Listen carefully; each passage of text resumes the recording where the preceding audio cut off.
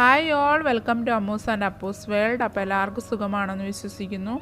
അപ്പോൾ ഞാനിന്നിവിടെ ചെയ്യാൻ പോകുന്നത് വളരെ ഈസി ആയിട്ട് ഉണ്ടാക്കാൻ പറ്റുന്ന ഒരു ട്യൂണ കട്ട്ലറ്റാണ്.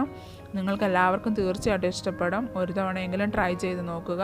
ഇഷ്ടപ്പെട്ട് കഴിഞ്ഞാൽ എൻ്റെ ഈ ചാനൽ സബ്സ്ക്രൈബ് ചെയ്യാൻ മറക്കരുത്. അതിനടുത്തുള്ള ബെൽ ബട്ടൺ അമർത്തിക്കഴിഞ്ഞാൽ നിങ്ങൾക്ക് എൻ്റെ പുതിയ വീഡിയോയുടെ നോട്ടിഫിക്കേഷൻ കിട്ടുന്നതായിരിക്കും. അപ്പോൾ നമുക്കിനി വീഡിയോയിലോട്ട് പോകാം. ഞാനിതിൻ്റെ ആവശ്യത്തിന് വേണ്ടിയിട്ട് 3 സവാള ചെറുതായിട്ട് അരിഞ്ഞെടുത്തിട്ടുണ്ട്. ഒരു വലിയ പീസ് ഇഞ്ചി അരിഞ്ഞെടുത്തിട്ടുണ്ട്. കറിവേപ്പില, 2 പൊട്ടറ്റോ പുഴുങ്ങി തൊലി കളഞ്ഞെടുത്തിട്ടുണ്ട്. കുറച്ച് പച്ചമുളക്, 4 മുട്ട, 2 ടിൻഡ് ട്യൂണ, പിന്നെ ബ്രെഡ് ക്രംസ്, ആവശ്യത്തിന് എണ്ണ. പിന്നീട് മസാലയുടെ ആവശ്യത്തിന് വേണ്ടിയിട്ട് 2 ടേബിൾ സ്പൂൺ കുരുമുളക് പൊടി, 2 table spoon garam masala, 1/2 teaspoon മഞ്ഞൾപ്പൊടി, നമുക്ക് ആവശ്യമായിട്ടുള്ള ഉപ്പും. ഇനി നമുക്കൊരു പാൻ അടുപ്പത്ത് വെച്ച് ചൂടാക്കാം. ഇത് നന്നായി ചൂടായി വന്നതിന് ശേഷം നമുക്ക് ആവശ്യമുള്ള എണ്ണ ഒഴിച്ചു കൊടുക്കാം.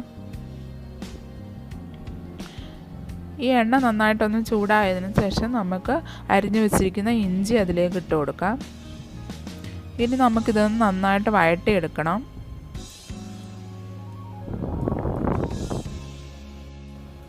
അതിനുശേഷം നമുക്ക് അരിഞ്ഞു വെച്ചിരിക്കുന്ന സവാള അതിലേക്ക് ഇട്ട് കൊടുക്കാം. എന്നിട്ട് ഇത് രണ്ടും കൂടെ ചേർത്ത് നന്നായിട്ടൊന്ന് വഴറ്റി കൊടുക്കാം.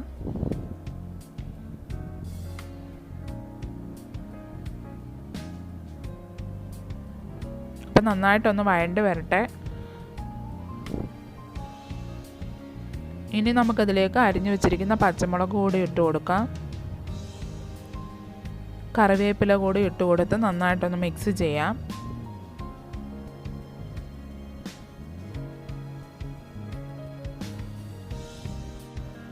അപ്പോൾ ഈ ഉള്ളി ഒന്ന് വാടി കിട്ടാൻ വേണ്ടി നമുക്ക് കുറച്ച് ഉപ്പ് ചേർത്ത് കൊടുക്കാം. എന്നിട്ട് ഇത് നന്നായിട്ടൊന്ന് ഇളക്കി കൊടുക്കാം. ഇതൊരു ബ്രൗണിഷ് കളർ ആവുന്നിടം വരെ വഴറ്റിയെടുക്കണം. അപ്പം നമുക്കിത് നന്നായിട്ടൊന്ന് വഴറ്റി കൊടുക്കാം. ഇതിൻ്റെ കളറൊക്കെ മാറാൻ തുടങ്ങിയിട്ടുണ്ട്. അപ്പം നമുക്ക് ഈ മഞ്ഞൾപ്പൊടി ചേർത്ത് കൊടുക്കാം. എന്നിട്ട് ആ പച്ചക്കുത്തൊക്കെ മാറുന്നിടം വരെ ഒന്ന് വഴറ്റി കൊടുക്കാം.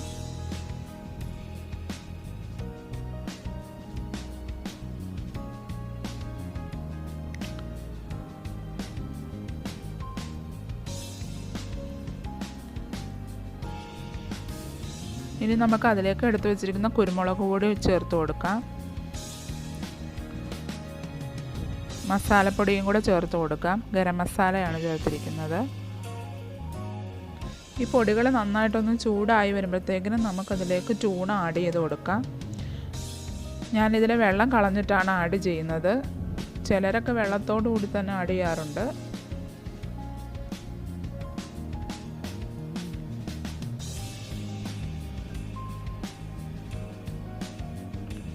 ട്യൂണ 2 നമുക്ക് അതിലേക്ക് ഇട്ട് കൊടുക്കാം.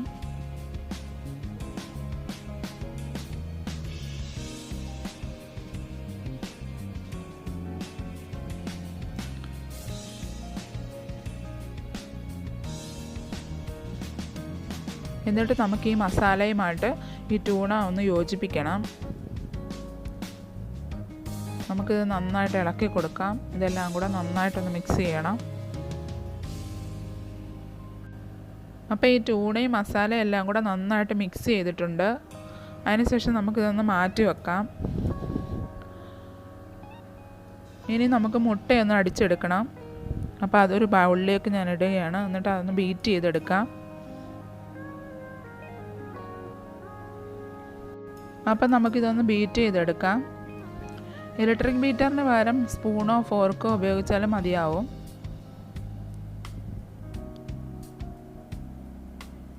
അതിനുശേഷം നമുക്ക് ഈ ട്യൂണയും പുഴുങ്ങി വെച്ചിരിക്കുന്ന പൊട്ടറ്റോയും കൂടി ഒന്ന് ചേർത്ത് മിക്സ് ചെയ്യാം. ഇത് കൈവച്ച് നന്നായിട്ട് ഇളക്കി കൊടുക്കണം.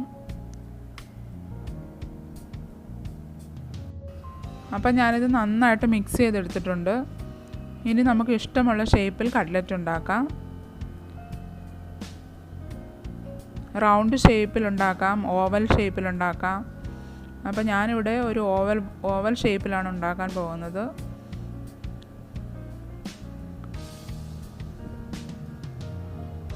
എന്നിട്ട് നമുക്ക് വേറൊരു പാത്രത്തിലേക്ക് ഇതെല്ലാം മാറ്റി വെക്കാം.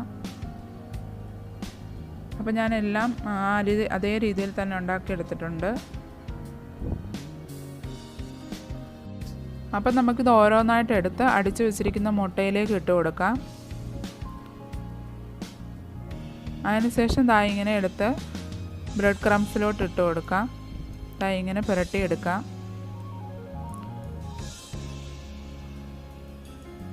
അങ്ങനെ നമുക്ക് എല്ലാം ചെയ്തെടുക്കാം. ഓരോന്നായിട്ട് ബ്രെഡ് ക്രംസിലോട്ട് ഇട്ട് കൊടുത്ത് നന്നായിട്ടൊന്ന് പുരട്ടിയെടുത്ത് മാറ്റി വെക്കാം.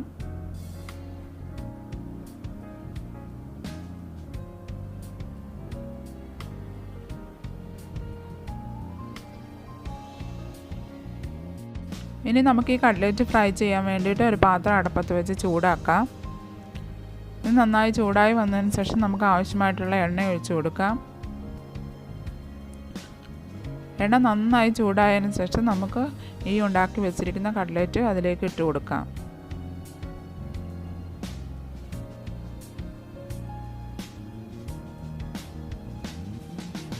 അപ്പോൾ ഇത് നന്നായിട്ട് നമുക്കൊന്ന് ഫ്രൈ ചെയ്തെടുക്കണം. നമുക്കിങ്ങനെ ഓരോന്നായിട്ട് ഇട്ട് കൊടുക്കാം.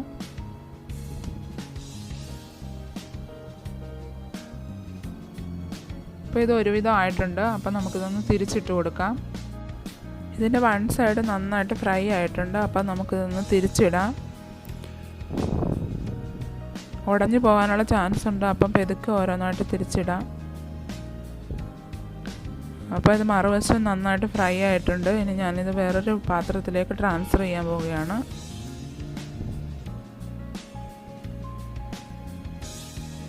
അപ്പോൾ നമ്മുടെ കട്ട്ലറ്റ് റെഡി ആയിട്ടുണ്ട്. ഞാനിത് ടേസ്റ്റ് ചെയ്ത് നോക്കിയപ്പോൾ വളരെ നന്നായിട്ട് തോന്നി. നിങ്ങൾക്ക് ഇഷ്ടപ്പെടുമെന്ന് വിശ്വസിക്കുന്നു. ഇഷ്ടപ്പെട്ട് കഴിഞ്ഞാൽ എൻ്റെ ഈ ചാനൽ സബ്സ്ക്രൈബ് ചെയ്യാൻ മറക്കരുത്. അപ്പം നിങ്ങളുടെ അഭിപ്രായങ്ങളൊക്കെയും കമൻറ്റ് ബോക്സിൽ ഇടുക. ലൈക്ക് ചെയ്യുക, കമൻറ്റ് ചെയ്യുക, ഷെയർ ചെയ്യുക, സപ്പോർട്ട് ചെയ്യുക. അപ്പം നമുക്കിനി അടുത്ത വീഡിയോയിൽ കാണാം. Thank you.